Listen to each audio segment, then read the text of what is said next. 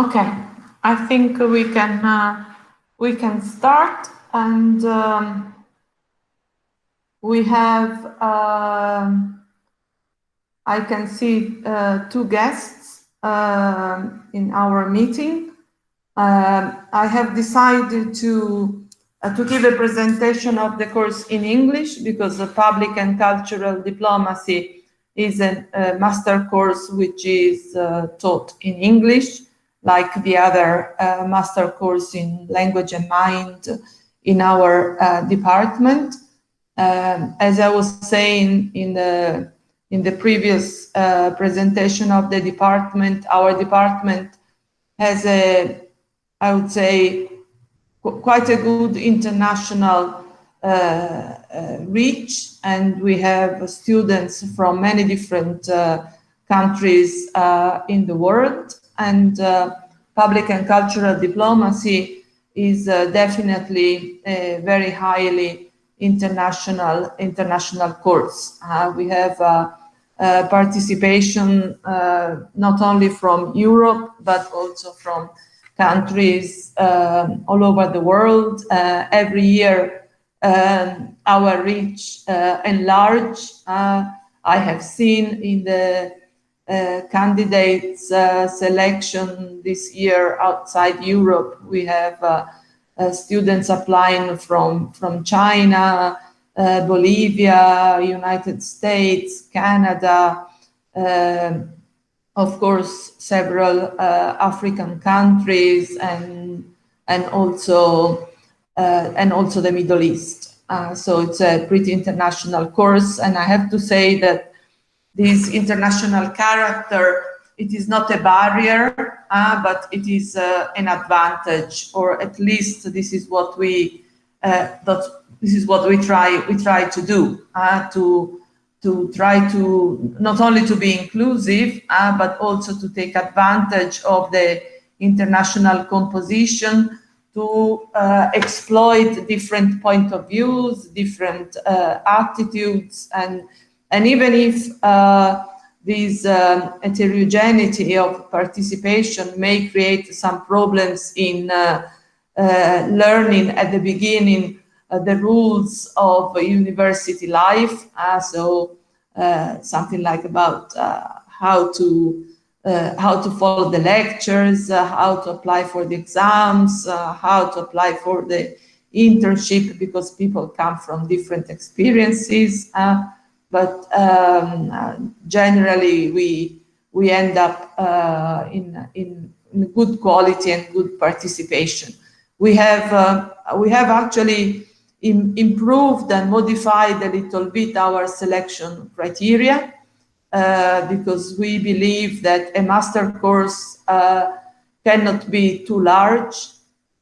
So we don't want to have big classes. Of course, our Ministry of Education doesn't agree because, of course, they would like they think about the economic aspect of the thing.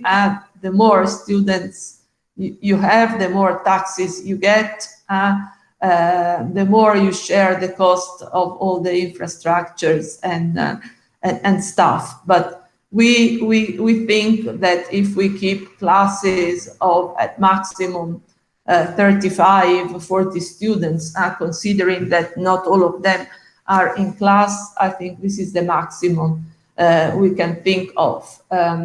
Public and cultural diplomacy is, I can say it is quite a young course because it started only 5 years ago.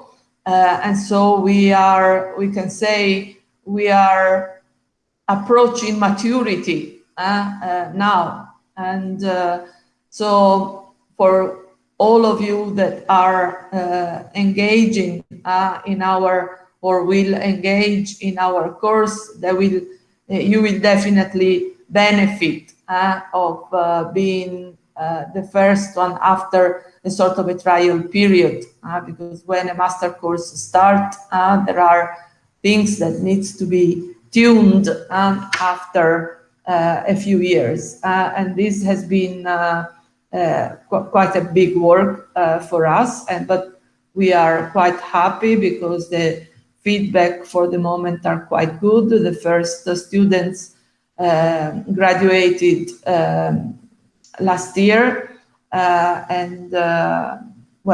now almost 2 years ago, let's say, last year in terms of academic year, and some of them have already found an occupation, and some of them are trying to set up a sort of public and cultural diplomacy sort of alumni group to see if they can take advantage of what they have learned to introduce some activities, some consultancy work, and this is a good experience. If you don't mind, I would like just to share, but I'm not sure whether you will be able to listen to this video. This video was recorded last year, and it is an interview with the Professor Andrew Murray. Andrew Murray was the former president of the European Institute of Culture network, and we are lucky that we have him among our teaching staff from this year. He's teaching practicing public relations and public and cultural relations, and the title should give you a hint about this practicing.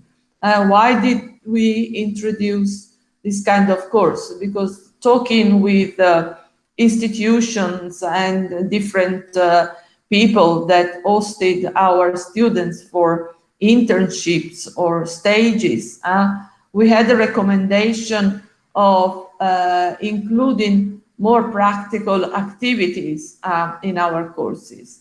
And this is another feature that we try, all of the teaching staff is trying to approach, because we think that a master is not only theory, it is not only, let's say, a more immaterial way of approaching a profession, but there is also a need to be engaged with, as I was saying, with professionals, with people that are engaged, let's say, in the real world.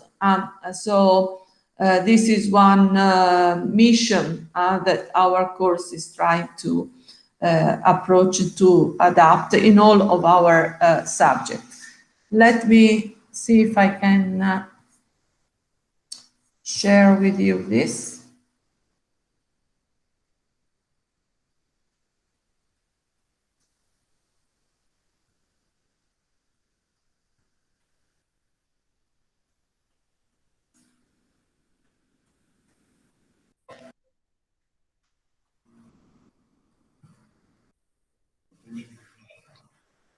Can you hear? I think it's paused at this moment. I'll try to.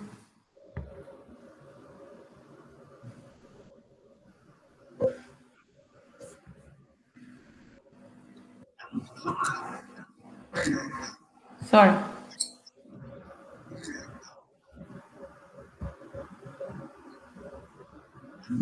We cannot hear it. Yeah, we can't hear. You cannot hear? No.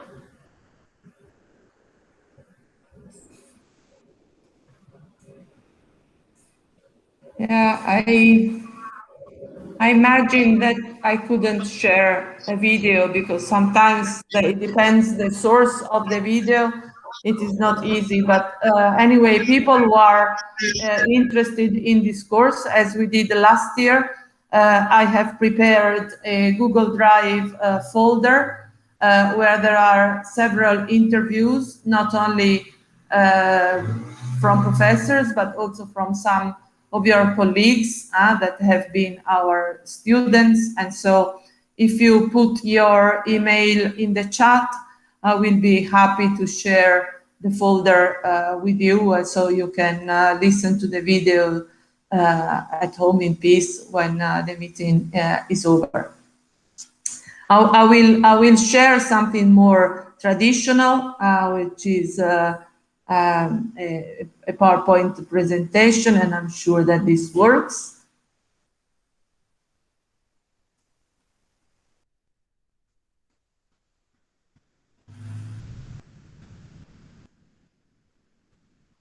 Okay.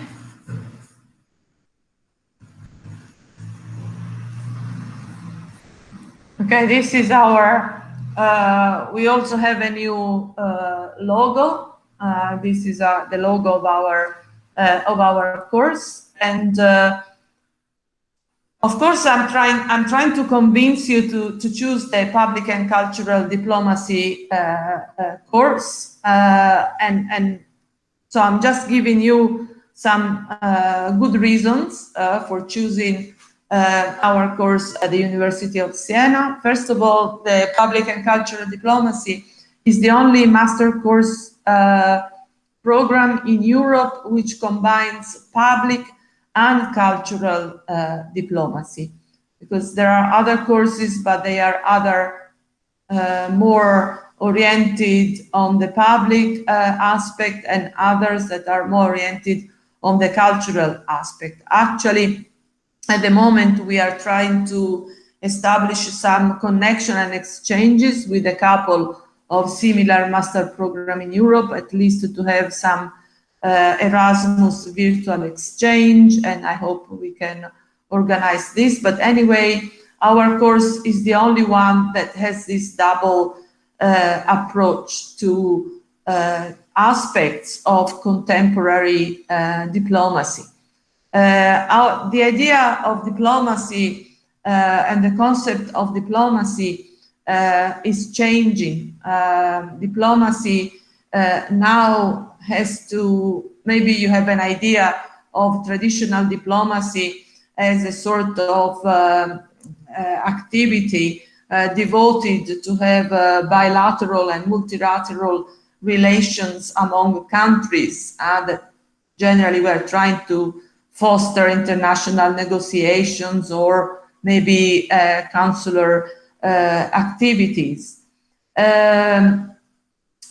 It is true that in the past diplomacy was the art of negotiation, and generally countries and states through their diplomats and governments communicated directly to other governments with no intermediation.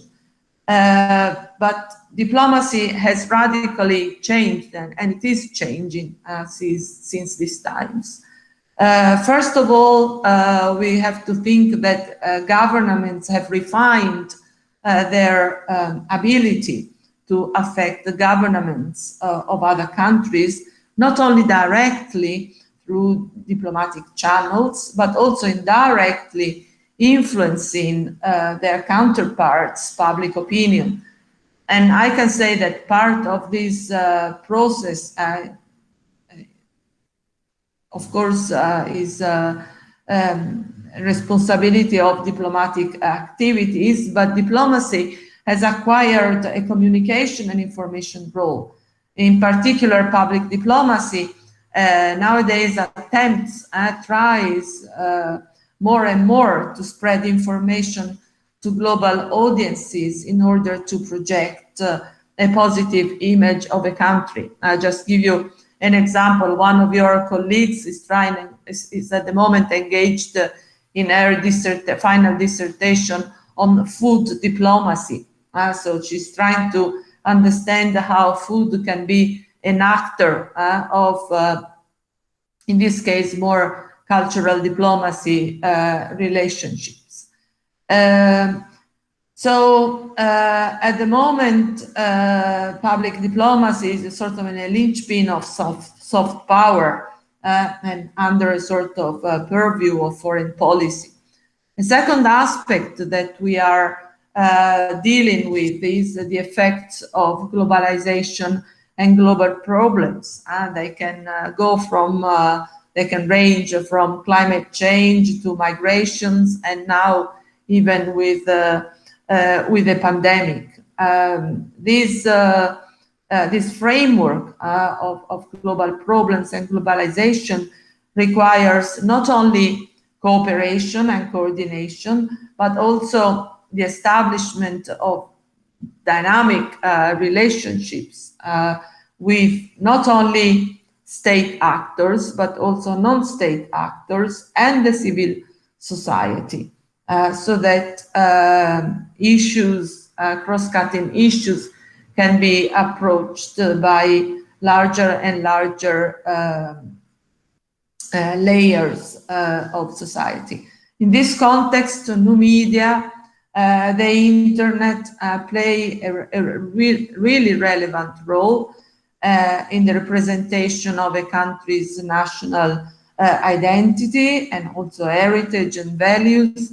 And also these aspects are present in our didactic offer in several subjects. Then we can say that although diplomacy maintain some sort of official representative of nation states, the diplomatic role is now performed by a variety of actors that sometimes they're not even nationals, but they are international, but they are also different actors like scientists, artists, representatives of NGOs. So from here, we can say that we have a sort of a proliferation. We have a growing of different diplomacies, we could say, different specialized diplomacy. As I was saying, food diplomacy or science diplomacy, health diplomacy, and last but not least, of course, cultural diplomacy. Also, the role and the understanding of culture. That's why culture is included in our course. Culture in international relations is undergoing a rapid change. International relations today increasingly relies on a broad definition of culture, and where culture in this case include, I could say, sort of high culture like fine arts, literature, classical music, museums, heritage, but also popular culture and artifacts. That's why in our program we have colleagues coming from the field of archaeology who are not teaching archaeology in itself, but in teaching how what is the role of heritage and how it can help the cultural relations among countries, and how to create fruitful dialogue and cooperation with foreign partners. So this is why we approach diplomacy and international relations in quite an innovative way, focusing on these two dimensions of the public and cultural dimension. And this innovative approach is also brought into the teaching and the learning approach. We try to be, we try, I could say, to be more, there is this word that is very fashionable at the moment, which is the facilitator. I don't want to diminish, to reduce the role of the teaching in class, but we have to move from the teaching to the learning approach. So a learning approach is to give students the tools, to give students the materials to be able to learn. So we, in our teaching methods, we try to go beyond the more traditional frontal lessons, which are still part of our activities, but we try to have a more practical and a more engaging approach to the educational program. Our course is also very international, not only for the origin of our students, but also because we are engaged in several exchange programs. And from this year, we have started a double degree program with the Jagiellonian University in Krakow, in Poland. And we are working for another double degree with the Aaron University in Palestine. But I don't know, COVID unfortunately stopped a little bit this process. But a double degree with Krakow is already starting, and 2 of your colleagues have been selected. And then for those who are not from Siena, and also myself, I'm not originally from Siena, I have to say that Siena is quite a good place to live. It is not too small, it is not too big, and there is a feeling of community that certainly boosts the idea of, it is like living in a sort of a big campus. As I was saying, there are some ideas that I have already explained in my first talk behind our course, that we approach diplomacy through information and relational linkages.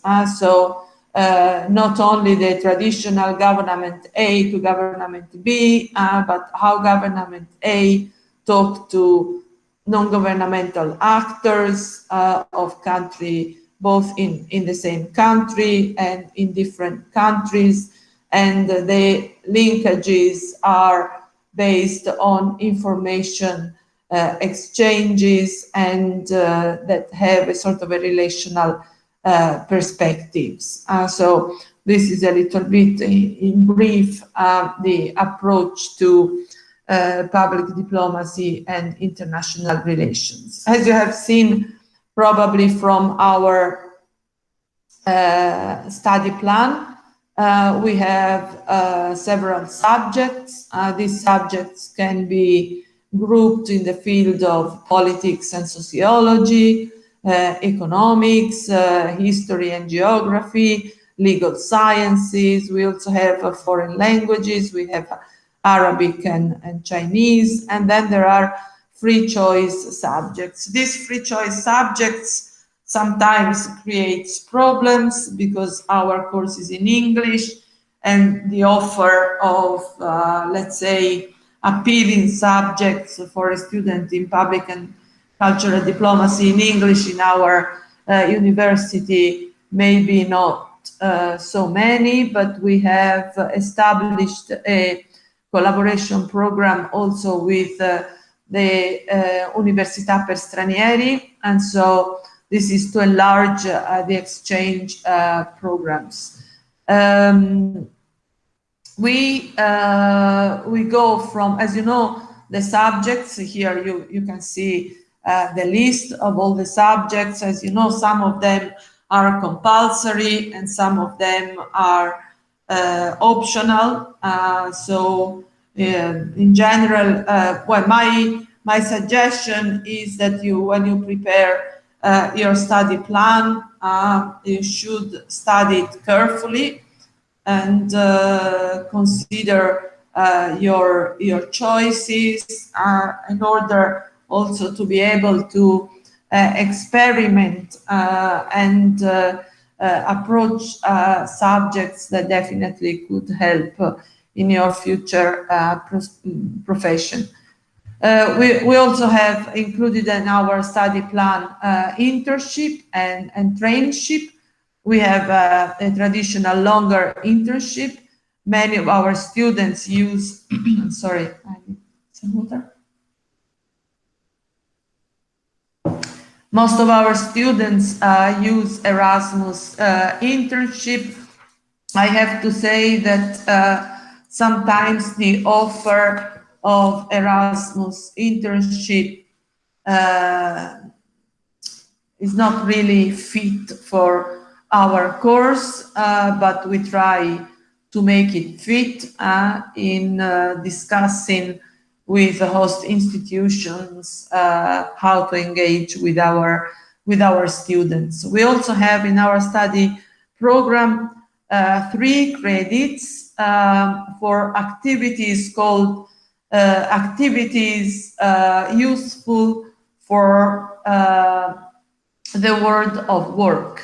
And in this case, we foster shorter internship, shorter trainship that have a highly professional profile. So, for example, it could be a foreign language course or informatic course or data visualization course. So anything that is definitely specific and could help your future professional life. And then, as I was saying, since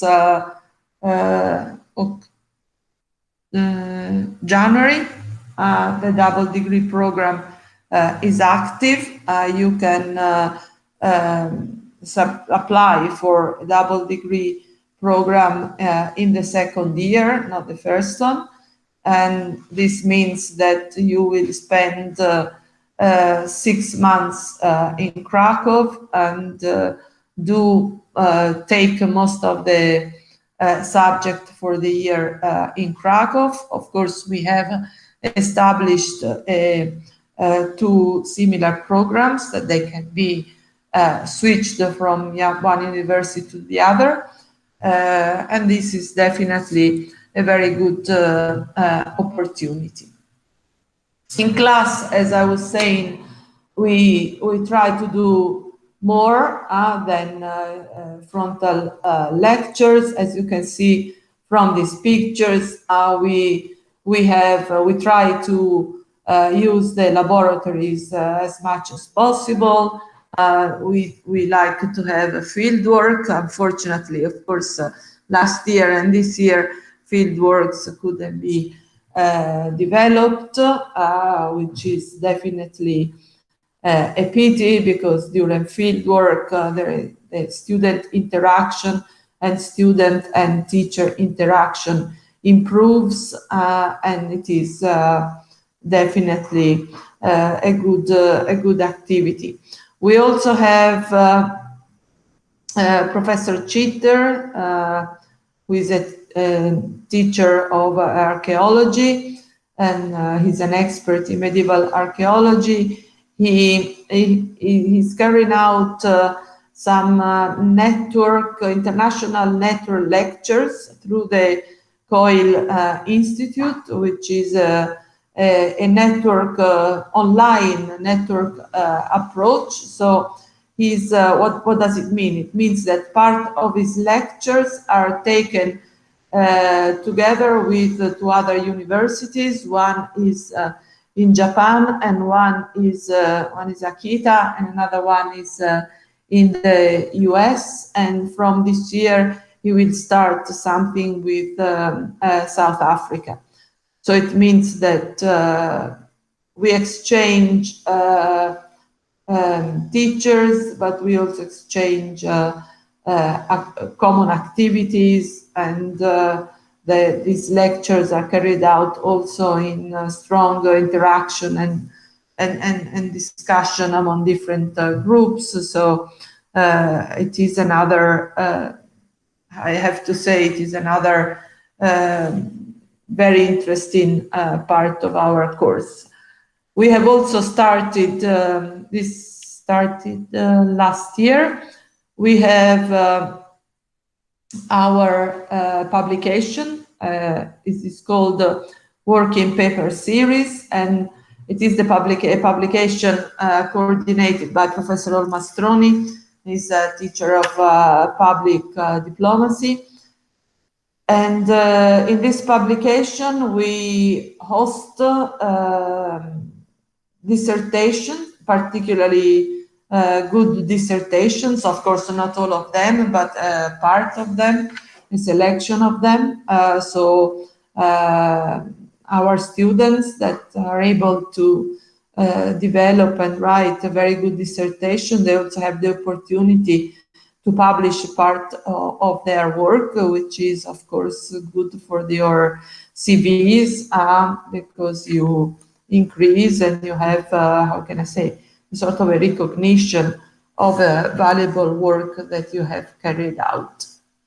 And of course, it also helps to the diffusion and dissemination of scientific and cultural results that have been achieved. In my classes, for example, we also take laboratories of digital mapping, and not only how to make maps, but it is also based on collaborative mapping. And we have laboratories of OpenStreetMap, and we are interested not only in making maps, but in how we can engage with other people to create collaborative maps in places where maps are not available or are not created, or where there are issues that are generally not represented by mapping agencies. So this is just to give you some examples. Professor Isernia, who teaches international relations, he's very much engaged with simulation games, and he works with students in simulation environments, and it is, of course, is another interesting approach. Of course, during the pandemic, most of our lectures were carried online or blended. Let's hope that next year we can all see in presence, but probably we have learned something, which means that some maybe specific lectures or specific activities will be carried online anyway. Our students are generally very open students. They, in the past, they are quite clever in developing a sort of a community approach, and to be active and participative in the course life. We generally have a couple of events. We call them welcome days. We devote these events to know other things apart from the university life. For example, last year we had a welcome day where all the students brought traditional food from their countries or drinks. We have had another meeting where students played music and danced. This is there are our small windows of fun and entertainment. One of the questions that most of future students or students that are interested in our course ask me is, what am I going to do when I finished? Difficult to say, because, as you know, the world of work, it is not so defined nowadays, but definitely the professions we think of when we give our didactic offer, they range from more traditional diplomatic career or negotiator or strategic communications to more, let's say, creative kind of professions like branding developers, museum directors, cultural entrepreneurs, and even influencers and decision makers. And in fact, we have many students coming from first level degrees in arts that want to join our master course because they think they can use arts and similar soft powers to engage in public and cultural relations. This is a picture of one of our welcome days. As you can see, there is a lot of different food, and we also share the recipes and cultural interpretation of different food, and it was really interesting. I stopped the.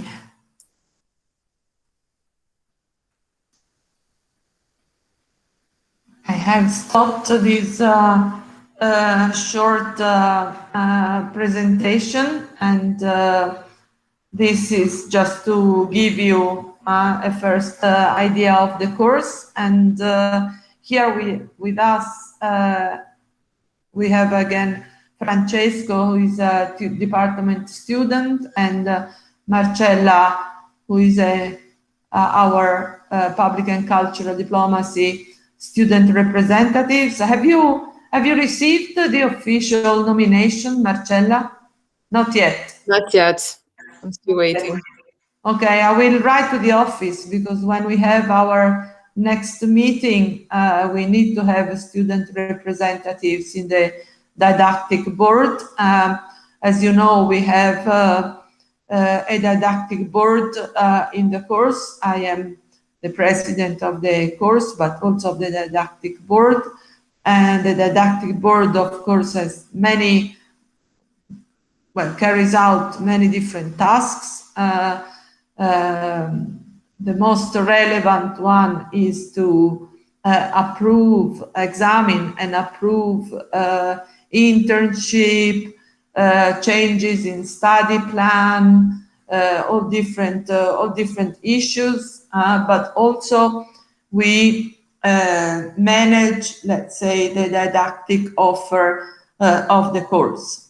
So, for example, at the moment we are working on 2 workshops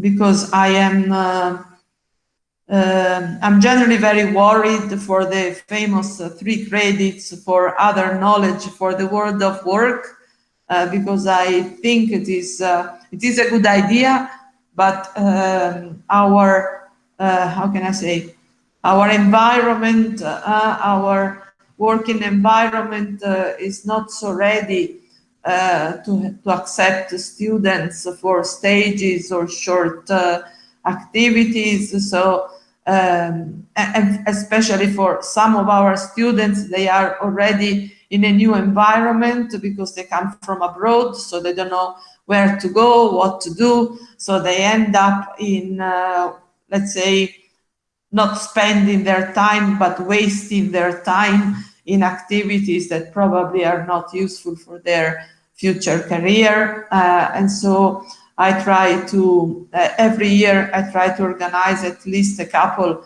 of activities that can be included in this other activities stage that your study plan includes.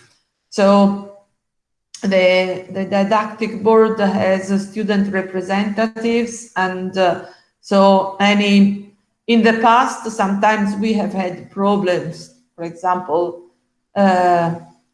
teachers that were too severe, they were too strict, so students were complaining, or many different issues like translation of application forms for internship, many different issues.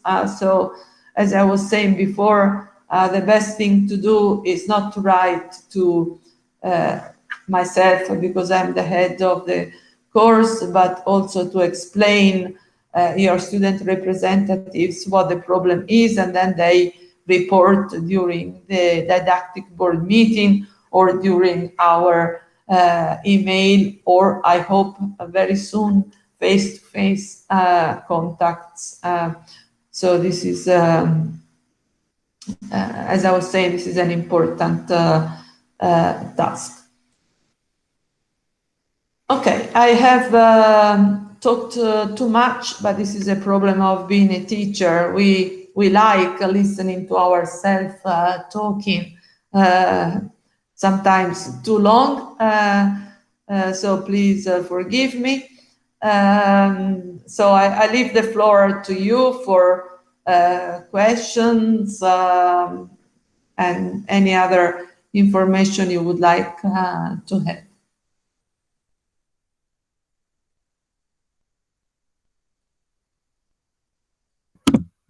Yeah, hi. Nice to meet you all. I had a question. I got accepted into the program for the 21-22, but I didn't know about the double degree with the Polish university. You said that I could apply in the second year. Is that what you meant, or did I have to apply before when I was doing the original application? So, sorry, I have missed part of your question. So you've been accepted. Yeah. I've been accepted, but at the time that I was doing the application, I wasn't aware of the double degree with the university in. Okay. Yeah. So I was wondering if I could still apply in the second year, or if I had to have done that in the first application, if that makes sense. Okay. The application for next year has just closed. Yeah. Yeah, but you can apply later. Oh, okay. The only thing is you cannot apply in the first year. You need Oh, to finish your first year of the master course. Because okay. So it is for the second year. Oh, okay. yes, Okay. because Understood. the exchange lasts 6 months. 6 months, so approximately it covers all the didactic period of the second year. Okay. Awesome. Thank you. Okay. So we will see you in class in October. Yes. Yeah. Where are you from? I live in Miami, United States. I was born in Colombia, but I've grown up here since I was 5 years old. Okay, well, maybe we can change. We come to Miami. Yes. That's nice. Provided that there are no hurricanes around. Actually, there hasn't been any major hurricanes here in about 10 years, thankfully. So it's pretty good. Okay. But before it was pretty bad. Okay. So you know that when we have the welcome day, you have to think about something specific from Miami, or maybe I don't know if you're Colombian. Yeah. Maybe Yeah. I feel more. more towards the cultural side of my family. I was born there, so yeah, I still have the for sure. Okay, thank you, Sergio.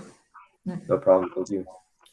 Anyway, if you want to leave your email in the chat, I will share the Google Drive folder with you, so you can listen to the video of your colleagues. Excuse me, in the meanwhile, if there are no other questions from our guests, I would like to share just again our contacts as tutor students and the representative students, if you don't mind. Thank you, Francesco. Let's see if now it should work now. That's fine.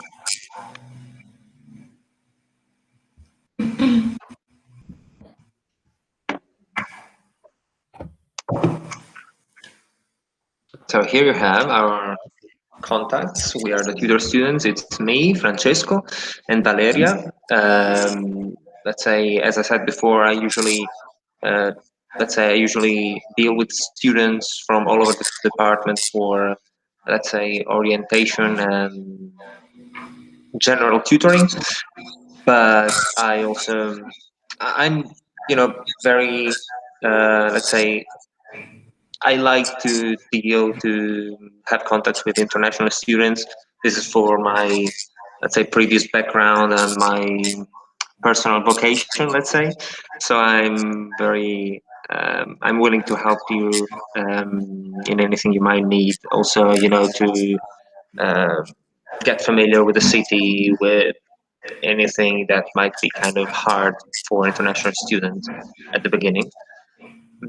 And then Valeria, she's also a very good student. She studies language and mind, and yeah, you can count on her too if you need. And you can find us on Facebook and on Instagram uh, by searching this page, Tutor This Book Unici. And I also wanted to leave you the contacts of the students' representatives of public and cultural diplomacy. Marcella, who's here with us, Lina, and Ivana Maffeo. If I'm not mistaken, Ivana is the former student representative, but Professor Capineri told me that you can also count on her for anything you might need, and I'm sure they can answer your questions in a more, let's say, detailed way, since I personally don't study public and cultural diplomacy, even though it's very interesting.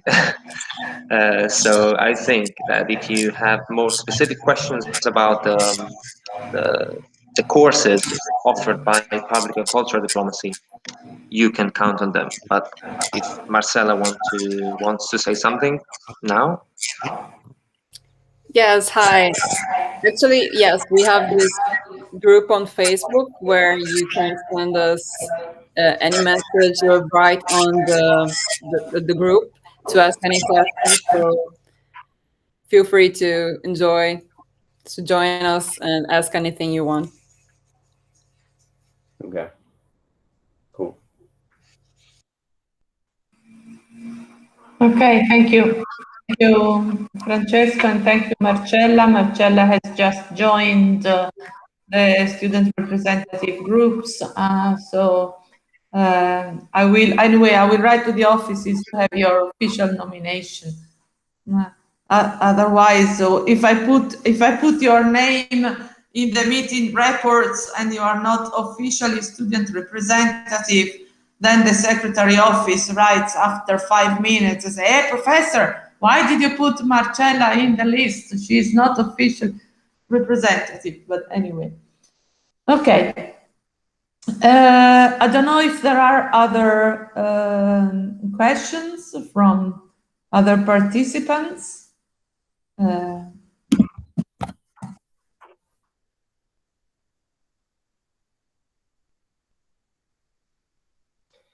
I'm sorry. I have one more Please. question.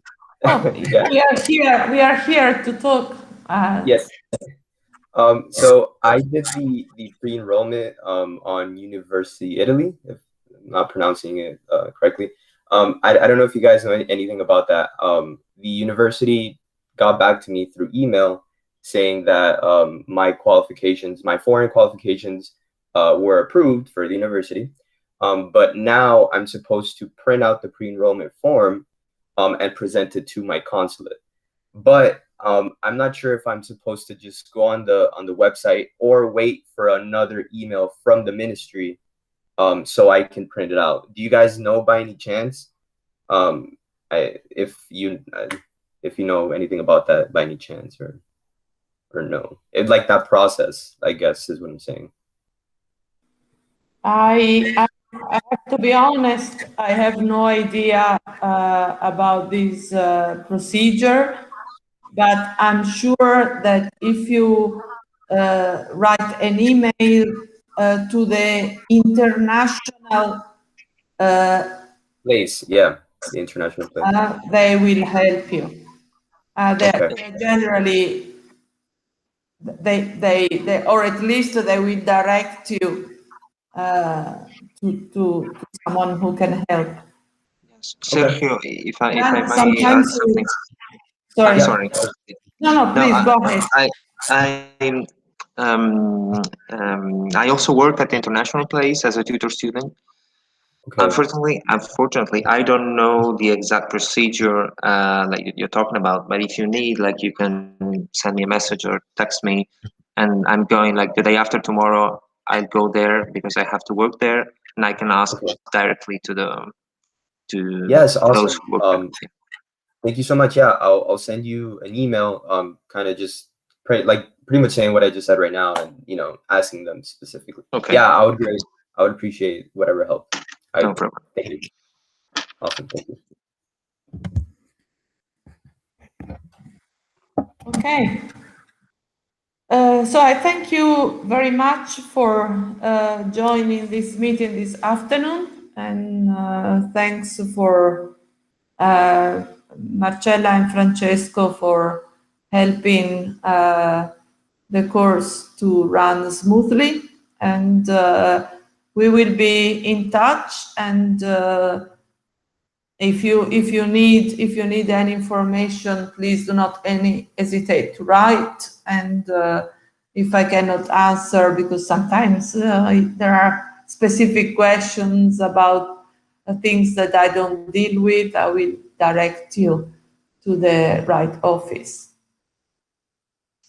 Okay, so we will see Sergio soon in class, and I hope all the others. And let's hope that this pandemic is almost over. I have to take the second injection soon, so in case I am one of those thousands that die for the vaccine, it was a pleasure. Otherwise, I will survive, and I will see you in class, which is actually my hope. Thank you. Okay, take care, and hoping to see you soon. Yes, ma'am. Thank you so much. Bye. Bye bye. Good day. Bye. Bye.